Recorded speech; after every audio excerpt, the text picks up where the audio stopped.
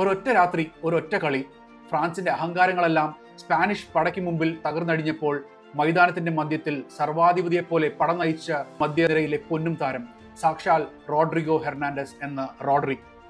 തന്റെ കരിയറിനെ പോലും പ്രതിസന്ധിയിലാക്കിയ മാരകമായ ലിഗമെന്റ് പരിക്കിന്റെ നീണ്ട ഇടവേളയ്ക്ക് ശേഷം തനിക്ക് ബാലൻഡിയോർ നേടിത്തന്ന അതേ വിശ്വരൂപത്തിലേക്ക് റോഡ്രി മടങ്ങിയെത്തിയ രാത്രിയായിരുന്നു ഇന്നലത്തേത്. മൈതാന മധ്യത്തെ വെറും ഒരു കളിസ്ഥാനമാക്കാതെ ഫ്രഞ്ച് പടയുടെ സർവ്വതന്ത്രങ്ങളെയും നശിപ്പിക്കുന്ന ഒരു ചതുരംഗ പലകയാക്കി മാറ്റുകയായിരുന്നു ഈ സ്പാനിഷ് മാന്ത്രികൻ. ഒരു പ്ലെയർ പോലും റോഡ്രി എന്ന വൻമതിലിനെ ഡ്രിബിൾ ചെയ്ത് കടന്നു പോയില്ല എന്ന് മാത്രമല്ല, എതിരാളികൾ തൊടുത്ത ഒരൊറ്റ ത്രൂ ബോൾ പോലും ആ പ്രതിരോധ കോട്ട ഭേദിച്ചതുമില്ല. തൻ്റെതായ സാവധാന ശൈലിയിൽ കളി നിയന്ത്രിച്ചുകൊണ്ട് പിടിച്ചെടുത്ത പന്തുകളെല്ലാം സഹതാരങ്ങൾക്ക് കൃത്യതയോടെ നൽകിക്കൊണ്ട് ടീമിനെ ഒന്നടങ്കം കളിപ്പിക്കുകയായിരുന്നു ഈ മിഡ്ഫീൽഡ് ജനറൽ. കിലിയൻ എംബാപ്പയും ഉസ്മാൻ ഡെംബലെയും മൈക്കിൾ ഒലീസയും ചേർന്ന അതിവേഗ ഫ്രഞ്ച് അറ്റാക്കിനെ പൂട്ടിയിടുക എന്നതായിരുന്നു റോഡ്രിയുടെ പ്രധാന ദൗത്യം. ഐമറിക് ലപ്പോർട്ടയും കുബാർസിയും ചേർന്ന പ്രതിരോധ കോട്ടയ്ക്ക് തൊട്ടുമുമ്പിൽ ഒരു അദൃശ്യ മതിൽ തീർത്ത റോഡ്രി നിലയുറപ്പിച്ചു. ഫ്രഞ്ച് താരങ്ങൾ ഓരോ തവണയും പന്തുമായി മുന്നേറാൻ ശ്രമിക്കുമ്പോൾ കൃത്യമായ ടാക്ലിങ്ങിലൂടെയും ഇന്റർസെപ്ഷനുകളിലൂടെയും പന്ത് തട്ടിയെടുത്ത് അദ്ദേഹം പ്രതിരോധ നിരയുടെ ഭാരം കുറച്ചുകൊണ്ടിരുന്നു.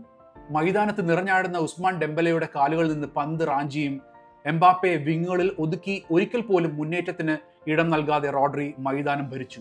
സ്പാനിഷ് ഗോൾ കീപ്പർ ഉനായ് സിമോണിന് മത്സരത്തിലുടനീളം കാര്യമായ ഒരു സേവ് പോലും ചെയ്യേണ്ടി വന്നില്ല എന്ന് തന്നെ റോഡ്രിയുടെ ഈ പ്രതിരോധ മാസ്റ്റർ ക്ലാസിനെ ഏറ്റവും വലിയ തെളിവാണ്. എന്നാൽ വെറുമൊരു പ്രതിരോധക്കാരന്റെ റോളിൽ മാത്രമല്ല റോഡ്രി തിളങ്ങിയത്.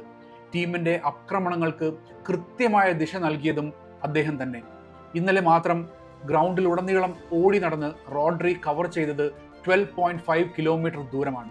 അങ്ങനെ ഓടി നടന്ന് പിടിച്ചെടുക്കുന്ന പന്തുകൾ വളരെ കൃത്യതയോടെ വിങ്ങുകളിലേക്ക് കോരിയിട്ട് അദ്ദേഹം ഫുൾ ബാക്കുകളായ പെഡ്രോ പോറയെയും മാർക്ക് കുറയെയും നിരന്തരം ഫ്രഞ്ച് ബോക്സിലേക്ക് കയറ്റിവിട്ടുകൊണ്ടിരുന്നു. റോഡ്രിയുടെ ഈ നിർണായകമായ പ്രകടനത്തിന് മുമ്പിൽ ഫ്രഞ്ച് മധ്യനിര പൂർണ്ണമായും നിഷ്പ്രഭമായി പോയി. ഈ ചരിത്ര വിജയത്തോടെ ലോകകപ്പിൽ ഒരൊറ്റ മത്സരത്തിൽ പോലും പിന്നിലായി പോകാതെ ഫൈനലിലേക്ക് യോഗ്യത നേടുന്ന പുതിയ നൂറ്റാണ്ടിലെ 4ാമത്തെ ടീമായി സ്പെയിൻ മാറി.